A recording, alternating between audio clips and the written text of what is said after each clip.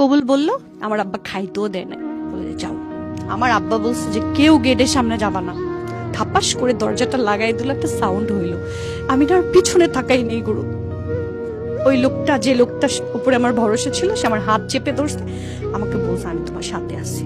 পিছনে আর আমি তাকাই নেই। তো আমার ফোনে হচ্ছে একটা নাম্বার থেকে ফোন আসতো, এই জীবনের প্রথম। ওই লোকটার সাথে আমি কথা বলতাম আর কি। কথা বলতে বলতে একটা ভালো লাগা শুরু হয়েছে। দেখা করার কথা বলে সে হচ্ছে হুট করেই আমাকে না বলে অক্টোবরের 12 তারিখে সে চলে যায়। তো পরে আমি যখন প্রথম দিন চলে গেছি, যাওয়ার পরে তো তার সাথে আমি 2-3 ঘন্টা রিক্সায় ঘুরছি শুধু। আমার মনে হয় না যে আমার সাথে তার 6 বার দেখা, কখনো সে আমার হাতটা ধরছে। সো এই জিনিসগুলো না আমার ভালো লেগেছিল। তারপরে তোমার আম্মা আমাকে জিজ্ঞেস করছে, তুমি কোনো ছেলের সাথে ঘুরতে গিয়েছিলে? আচ্ছা আম্মা, হ্যাঁ, একটা ছেলের সাথে আমি কথা বলি, ভালো, আমার ভালো লাগছে, দেখতে পারো তুমি। আমার আম্মা তো ওই দিন আমাকে সেই রকম মাইট দিছে, বলে যে চেনা নাই জানা নাই এত বড় একটা ছেলের সাথে তুমি কথা বলো, চিটো তো করতে পারে তোমার সাথে, এত বাটপাড়াও হইতে পারে, যেটা মা বাবারা বলে। আবার আব্বারা বলছে যে তোমার মেয়ে তো ওরকম ঘুরে একটা ছেলের সাথে। তো পরে আব্বা চলে আসার পরে তো বাসায় প্রচুর মানে তুমুল ঝগড়া আমাকে নিয়ে। আম্মাকে শাসাইতেছে, আমাকে মানে খুব টর্চার করতেছে, কেন এটা সেটা, মানে তারা মনে করছে সেই রকম রিলেশন, আসলে কিন্তু না। পরে আমাকে ঢাকায় নিয়ে এসছে, আমার চাচার বাসা নারিন্দা, তো ওখানে আমাকে আটকাই দিছে। 2.5 মাস আমার সাথে কোনো ধরনের কারো যোগাযোগ নেই। এর মধ্যে আমার হচ্ছে আমার চাচার বাসায় থেকে আমাকে পাত্র দেখানো শুরু করে দিল। এখন আমার কথা হচ্ছে, তোমরা যেহেতু আমাকে বিয়ে দিয়ে দিবা, তাহলে ওই ছেলের সাথে কেন না, তোমরা ওই ছেলেকে কেন দেখতেছো না? আমার আব্বার কথা হচ্ছে যে আমার দেখার প্রয়োজন নাই, আমার পছন্দের ছেলে ঠিক করা আছে, ওর সাথে তোমার বিয়ে হবে। এক পর্যায়ে তার নাম্বারে আমি আমার আব্বার নাম্বার থেকে একটা মেসেজ করছিলাম যে আমাকে মান্ডা নিয়ে আসছে, শুধু ওইটুকুই বলছিলাম। বিশ্বাস করেন স্যার, আদৌ এই প্রশ্নের উত্তর আমি মিলাইতে পারি না। আমি তাকে সকালে বলছি 2টার সময় সে আমার বাসার সামনে। ওই সময় অ্যান্ড্রয়েড ফোনও ছিল না, একটা বাটন ফোন ছিল। সে যে ট্র্যাকিং করবে এখনের যে আধুনিকতা, সেটাও তো ছিল না। সে একদম আমার বাসার সামনে। তারপর আমি তাড়াহুড়া করে আব্বার মোবাইল থেকে আবার ফোন দিছি। তখন তুমি কি জানো আমার বাসা এখানে? বলে কি না, তোমার বাসা এখানে আমি কিভাবে জানবো? মান্ডা বলছে, আমি মান্ডা এসে এখানেই দাঁড়াইছি। দেন আমি জানালা খুলছি, দেখে যে সত্যিই আমার বাসা। দেন ওইটা আমার ভাই দেখে ফেলছে, যে আমি তাকে মেসেজ দিছি যে তুমি এখান থেকে চলে যাও। তাহলে সে আমাকে দেখে চলে গেছে।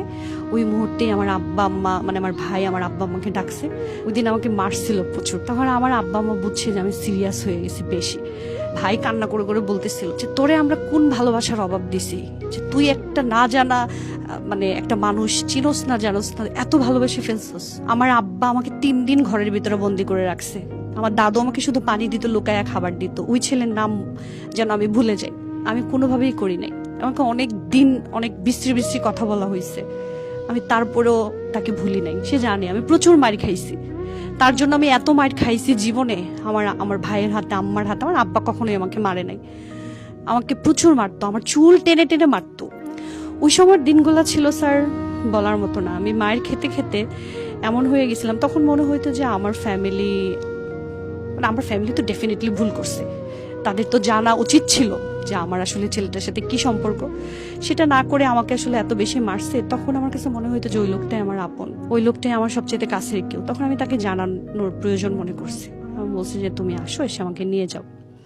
পরে যখন সে আসলো, সে অবশ্য অনেক কনভিন্স করার ট্রাই করছে, আমার ফ্যামিলিকে পারে নাই। আমার আব্বা ওদের বাড়িতে গিয়েছিল, যখন দেখে আসছে আমার আব্বা বলছে তোমাকে আমি 2টা কথা বলবো, যদি বুঝো ভালো, না বুঝলে তোমার ব্যাপার। যে তুমি ছোটবেলা থেকে যে জায়গায় টয়লেট করে বড় হইছো, সেই জায়গাটাই ওদের নাই। আমি ভাবছি আমার আব্বা মনে হয় আসলে বেশি বেশি বলতেছে আমাকে সরে যাওয়ার জন্য। সেকেন্ড বলছিল যে তুমি যাদের কাছে যাবা, একটা মানুষ কেন্দ্রিক কিন্তু তোমার জীবন না, তোমার সবার সাথে থাকতে হবে। আমার আব্বা বলছে তুমি যত পরিষ্কার, এত সুন্দর, তুমি ওখানে গেলে একটা কুৎসিত মানুষের মাধ্যমে যাবা, আর যেখানে যাবা, যেখানে তোমাকে নিবে, সেটাও কুৎসিত। এবার তোমার জীবন তুমি কিভাবে চালাবা, এটা তোমার ব্যাপার, এরপর আর আমার কিছু বলবা না। আমি ভাবছি আমার আব্বা আমার ব্রেইন ওয়াশ করছে। এর আগে যেমন আমার ভাই যখন দেখছিল, তখনও সেম কথাই বলছিল, তুমি যে জায়গাটায় যাবা ওই জায়গাটা আসলে তোমার জন্য ঠিক না, ভালো না, এই ছেলেটাকে আমার পছন্দ হয় নাই, এই ছেলে তোমাকে কখনোই ভালো রাখবে না। আমার আব্বা আমাকে ঘরের ভিতরে আটকাই দিছিল। আটকাই দেওয়ার পর আমাকে বলছে যে হয় তুমি আমাকে চাও, আর না হয় ওই ছেলেকে চাও, কোনটা চাও?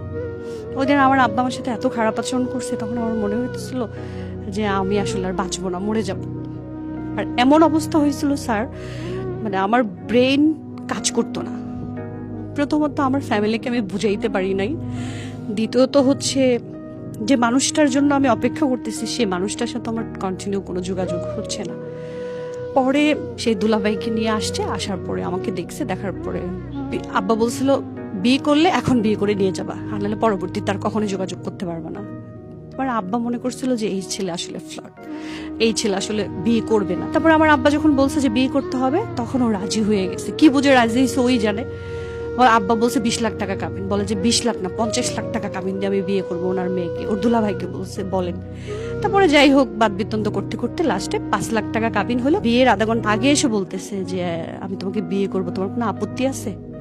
আমি বলছি না, আমার কোনো আপত্তি নেই। আমার তখন মনে হচ্ছিল এই মানুষটার সাথে থাকলে আমি ভালো থাকবো। আর এত বেশি ভরসা করেছি, এত আশা করেছি। আমার আব্বা আমার যেদিন বিয়ে হইলো একদম আধা ঘন্টার মধ্যে সবকিছু শেষ, হাফ এন আওয়ারের মধ্যে বিয়ে শাদী সব শেষ। কবুল বললো, আমার আব্বা খাইতেও দেয় না, বলে যাও। যেদিন আমি বাসা থেকে বের হই, বাসা থেকে বের হওয়ার সময় আমার আব্বা বলছে যে কেউ গেটের সামনে যাবা না। আমাকে বের করে দিল। আমার দাদু গেট পর্যন্ত গেছে, আমার আব্বা চিল্লাইতেছে তোমার না করছি গেট পর্যন্ত যাইতে। তো আমার আব্বারা বলতেছে তুই এমনি করতেছিস কেন, আমার নাতিটা চলে যেতেছে, একটু যাই। পরে বলতেছে ও তো নিজের পায়ে নিজেই কুড়াল দিছে, যাইতে দাও। থাপাস করে দরজাটা লাগাই দিল, একটা সাউন্ড হইলো। আমি না আর পিছনে তাকাই নেই গুরু। ওই লোকটা, যে লোকটার উপরে আমার ভরসা ছিল, সে আমার হাত চেপে ধরছে, আমাকে বলছে আমি তোমার সাথে আছি। পিছনে আর আমি তাকাই নেই। আমি ওই অবস্থায় গাড়িতে উঠে গেছি।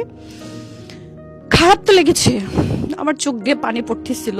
মানে আমার আমার মানে আমার আমার মানে ভিতর থেকে যে একটা কষ্ট, ওইটা শুধু ওইটুকুই ছিল। আমার ফ্যামিলি আমাকে এরকম করে বিদায় করে দিল। মানে মানুষের একটা বিদায়ের একটা পর্ব থাকে। আমার দাদুকে আমার কাছে আসতে দেয় নাই। তারপরে ও তখন বুঝছে, ও তো আমার চেয়ে অনেক ম্যাচুয়ার্ড, ও বুঝছে, বলে যে আমি আছি তোমার সাথে, ভয় পাইও না। এ কথা বলছে। আমি তো গাড়িতে উঠে গেছি, তাকাইও নাই। আমি ওই দিকে বাড়ির দিকে একবার তাকাইও নাই। তারপরে আমাকে যখন নিয়ে গেছে, নিয়ে যাওয়ার পরে আমার শাশুড়ি যে, উনি আমার দিকে সুদৃষ্টিতে তাকায়ও দেখে নাই। তো একটা টিনের ঘরে আমাকে থাকতে দিছে। ওই সময় আমি ওই যে নতুন চুলা দেখা, রান্না করা, রুটি বেলা, ওই সময় আমাকে বলা হইতো যে বাপের বাড়ি থেকে কোনো কিছু শিখে আসো না। প্রথম দিকে পারতাম না দিদা, উনি আমাকে অনেক খারাপ খারাপ কথা শোনাইতো, আমাকে প্রচুর টর্চার করতো। ইভেন কি এত মানে নোংরা নোংরা ইঙ্গিত দিয়ে কথা বলতো, বিয়ে বসে গেছে, জামাইয়ের সাথে শুইতে পারে, থাকতে পারো, কাজ করতে পারো না কেন। যখন আমাকে খারাপ কথা শোনাইতো, তখন একটা খাটের কোণাতে বসে আমার রুমে আমি কান্না করতাম। তখন ওই মানুষটা আমাকে বলতো কি হয়েছে, তখন আমি বলতাম জানো তোমার মা আমাকে এত নোংরা ভাবে কথা বলছে, আমাকে এত বাজে বাজে কথা শোনাই, আমি না এগুলো নিতে পারি না। তখন বলতো যে ঠিক হয়ে যাবে, আমি তো আসলে বিয়ে করছি এভাবে। আমার কথা হচ্ছে তুমি বিয়ে করছো তোমার 2 ভাই রেখে, তুমি ছোট, তুমি বেকার, সেটার জন্য আমি কেন অপরাধী? গুরু ওই সময় ওই কথাগুলা হজম করা, একটা বাচ্চা মেয়ে, আমি সবকিছু ছেড়ে আসছি, ওই সময় ওই কথাগুলো হজম করার মতো শক্তি ক্ষমতা কোনোটাই আল্লাহ আমাকে দেয় নাই। কিন্তু আল্লাহ সুবহানাহু ওয়া তাআলা আমার এত বেশি ধৈর্য দিছে, এটা ধৈর্য বলবো না, এটা ব্যয়াপনা ছিল আমার। তারপর না বলে সে লন্ডনের জন্য অ্যাপ্লাই করলো। হুট করে লন্ডন হয়েও গেছে তার 1 সপ্তাহের মধ্যে, 2 সপ্তাহের মধ্যে তার চলে যেতে হবে, জানুয়ারির 22 তারিখে তার চলে যেতে হবে। তখন আমি বললাম তুমি আমার সাথে এত বড় চিট করলা, তুমি আমাকে না বলে চেষ্টা করলা। বলে কি এটা হয়ে গেছে, আমি জানতাম না, যখন চাইছি তখন হয় না, এখন আমি চাই নাই, হয়ে গেছে। সে আমাকে বলে যে তোমাকে আমি বাড়িতে রেখে যাব, আমার আব্বা আম্মা তোমাকে খুব আদর করবে, তুমি পড়াশোনা করবা, তুমি ইন্টার পাস করবা, ইন্টার পাস করার পরে তোমাকে আমি স্টুডেন্ট ভিসায় লন্ডনে নিয়ে যাব।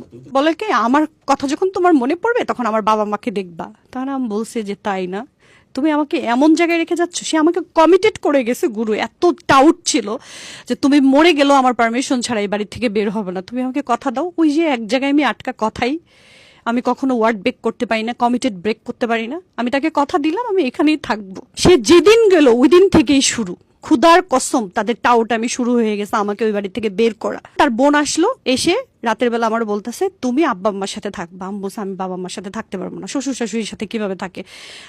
এসে বলতেছে এই তার বাচ্চা, এই এর বাচ্চা। আমার মাকে উঠায় বকতেছিল, আমার যে মা আমাকে দুনিয়াতে এনে পাপ করে নাই, আমার পাপ আমি এই বাড়িতে আসছি। এই বাচ্চা, এই তুই এক্ষুনি এই মুহূর্তে বাইরে যা, তোর এত শরম লজ্জা নাই, তুই এত বেহায়া কেন? তোকে তাড়ানোর জন্য এত অত্যাচার করা হইতেছে তোর উপরে, তাও তুই বাইরেস না? তো তুই স্যাসরা ফ্যামিলির। পরে আমি বলছি আমি যে মানুষটার জন্য আসছি ওই মানুষটা না বলে তো আমি বের হব না, আপনি কে আমাকে বের করার? গুরু আমার চুল তো অনেক বড় ছিল, চুলের মুঠি ধরে আমার হাত এভাবে টেনে ধরে আমাকে টিনের ঘর থেকে শেষরাইতে শেষরাইতে গেটের বাইরে বের করে দিছে। ইভেন কি ওর বোন, ওর মা, ওর বাবা সবাই আমাকে ধাক্কায় বের করে দিছে। তারপর ওখান থেকে আমি হাঁটতে হাঁটতে হাসপাতালে গিয়ে ওখানে একটা আঙ্কেল ছিল, ওই আঙ্কেল আমাকে মেয়ে বলতো। ওকে বললাম যে আমি তো আসলে টাকা পয়সা নাই, ফোন নাই, আমি কি করব। তখন ওরা আমাকে ভর্তি করলো, বলে কি বলো তুমি, তোমার টাকা পয়সা লাগবে? তখন বললো যে ডাক্তারকে বললো আমার মেয়ে। তখন আমাকে ইনজেকশন দিল, স্যালাইন দিল, লো প্রেশার তো খেতে দিল। তারপরে আমি একটা মামাকে ফোন দিছিলাম, তখন মামাকে বললাম মামা আপনি কি একটু ফোন দেবেন। বলার পর ও আমার সাথে ফাইনালি কথা বললো। তখন শুধু আমি কান্নায় করছি আধা ঘন্টা। ও বললো যে তুমি বাড়িতে যাও, আমি তোমার ভাইকে কালকে পাঠাবো, পাঠায় তোমাকে নিয়ে যাব, আমার উপরে একটু বিশ্বাস করো। তোমার মামা আমার হাতে ধরে রাখছে, আমাকে ছাড়েনি। তোমার মামা আমাকে রিক্সায় উঠায় বুঝায় সুজায় আমাকে বাড়িতে নিয়ে আসছে। ঠিক তার 5 মিনিটের মধ্যে আমার হাজবেন্ড ফোন দিস, বলতেছে আব্বা কোথায়। ওই যে আমার সাথে গুরু যোগাযোগ হয়েছে ওর, এটা তোর বাবা মা জানে না।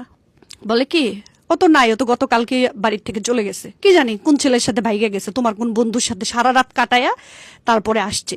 দেখেন কত বড় নোংরা হইলে মানুষ এগুলা বলতে পারে। বলে কি ও যে গেছে তার প্রমাণ কি, ও নাকি জিজ্ঞেস করছে। বলে যে তুমি আমার কথা বিশ্বাস করো না, তুমি আমার সন্তান, আমি কি তোমার, আমি বাবা হয়ে কি মিথ্যা কথা বলবো? তোমার বউ তো সারা রাত তোমার এক বন্ধুর সাথে তাইকে আসছে। নাউজুবিল্লাহ, আমি সারা রাত বন্ধুর সাথে কোথায় থাকলাম, তারা আমাকে বের করে দিছে, আমি হাসপাতালে ছিলাম। তারপরে ও নাকি বলছে যে আপনারা যে আমার বাবা মা, বলতে ঘৃণা হয়, আপনারা এরকম নিকৃষ্ট। তখন ও আমার সাথে বলছে তুমি আমাকে 6টা মাস সময় দাও, আমি 6 মাসের মধ্যে চলে আসবো। আমার ভাই পরের দিন বাবার বাড়িতে নিয়ে চলে গেছে আমাকে। তখন আমার আব্বা মা বলছে ছেড়ে দাও ছেড়ে দাও। আমি তখন গুরু, পৃথিবীতে মনে হয় হাজবেন্ডের জন্য কেউ বাবা বাড়ি থেকে পালায় না। ও যেদিন লন্ডন থেকে আসছে ওই দিন আমি আবার পলাইছি। আমার আব্বা আটকায় রাখছে। ওই দিন আমার আব্বা আমার গায়ে হাত দিছে পর্যন্ত, আমার বলছে যে তুই ভুল করিস না, তুই পাগল হয়ে গেছিস।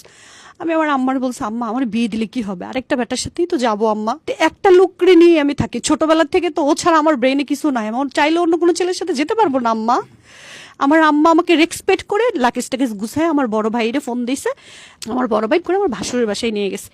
সকালবেলা তাকে নিতে গেছি, পরের দিন আমি মানে এয়ারপোর্ট থেকে কাঁদতে কাঁদতে বাসা পর্যন্ত আসছি। তখন আমাকে রুমে ঢুকাইলো ও, আর আমি রুমে ঢুকলাম। ঢুকানোর পর আমাকে গলা ঝরায় ধরছে, ধরার পর বলতেছে এখন তো আমি চলে আসছি, এখন তো তোমার কান্না করার কিছু নাই, আমি তো সব ছেড়ে তোমার জন্য চলে আসছি। তখন আমি একটা কথা বলছিলাম, তুমি তোমার ফ্যামিলির কথায় আবার গলে যাবা না তো, আবার আমার সাথে ভুল করবা না তো? বলছে না। আমরা অনেকক্ষণ একসাথে ছিলাম। আসরের পর পরে ওর বাবা আর ওর মা চলে আসছে। আমি বললাম তোমার বাবা মা কি নাটক করতে আসছে? বলে যে আমারে নিতে আসছে। আমি জীবনও যাব না। এরপরে তো আমাকে বাড়িতে নিয়ে গেছে, বাড়িতে নিয়ে যাওয়ার পর একদিন পরে আমাকে বের করে দিছে। তখন আমি ওকে বললাম যে এইসব নাটক বন্ধ করো, যতবার বাড়িতে নিবা ততবার আমাকে বের করে দিচ্ছে। ফাইনালি বলল যে আপনারা কি চান? বললো যে এই মুহূর্তে এখন ওকে তুমি 3 তালাক দিয়ে দিবা, ওকে নিয়ে কোনোভাবেই তুমি সংসার করতে পারবে না, তোমাকে আমি সম্পত্তি থেকে বঞ্চিত করব। তখন ও বলছে যে না, আপনি আমার যেটা থেকে বঞ্চিত করেন, ওর কি অপরাধ, ওকে আমি কেন ছাড়বো? তখন ও আমাকে না ঢাকায় চলে আসলো। তখন সে বেকার, তার বাবা মা কোনো টাকা পয়সা দেয় নাই, কিছু করে নাই। তখন গুরু আমি একটা কোম্পানিতে সেলসের জব নিলাম, চাকরির টাকা দিয়ে বাসা ভাড়া, খাওয়া খরচ, ওকে চাকরিতে অ্যাপ্লাই করার বিভিন্ন খরচ দিতাম। ও 2.5 বছর চাকরি পায় নাই। ঢাকায় চলে আসার পর যে মানুষ আমাকে বিশ্বাস করে ঢাকায় চলে আসছে গুরু, সেই মানুষ কারণে অকারণে আমার গায়ে হাত তুলতো। ও আমাকে এত টর্চার করতো। ও বাড়িতে চলে যেত না বলে বলে আমাকে, যেদিন বাড়িতে যাইতো 3 দিন পর আসতো, আইসা উইদাউট রিজনে আমাকে মারতো। আমি শুধু এটা জানতে চাইতাম যে তুমি আমার গায়ে হাত তুলো কেন, আমার গায়ে হাত তুলো। আমি আসলে ওই একটা কথাই বারবার বলতাম, আমার কি অপরাধ ছিল, তোমার বাবা মা ভাই বোন কেন আমার সাথে এরকম করছে, তুমি কেন এরকম করছো? আমি জানি না ওইটা আমার অপরাধ ছিল কিনা, আমি যতবার বলতাম ততবার আমাকে মারতো। রাইট নাও এখনো চলে সেটা। 15 বছর এক ছাদের নিচে আসি। আমার একটা মেয়ে আছে 9 বছরের। আমি তাকে ভালোবাসি না, আমি তাকে প্রচন্ড ঘৃণা করি। এই কারণে ঘৃণা করি, সে ভালো হাজবেন্ড হইতে পারে নাই, সে আমার সেফটি সিকিউরিটি দিতে পারে নাই, ফাইন, কিন্তু তার ভালো বাবা হওয়া দরকার ছিল, সে সেটাও হতে পারে নাই। তো প্রচন্ড বাবা মা ভক্ত, তার বাবা মার জন্য সে জান দিয়ে দিবে। তা আমি বলছি বাবা মাকে জান দিয়ে ভালোবেসে, এটা এখানে আমার কোনো কমপ্লেন নাই, তুমি বেহেস্তে চলে যাও, বাট আমার সাথে যা করছো সেটার পরে তুমি বেহেস্ত পাবা তো?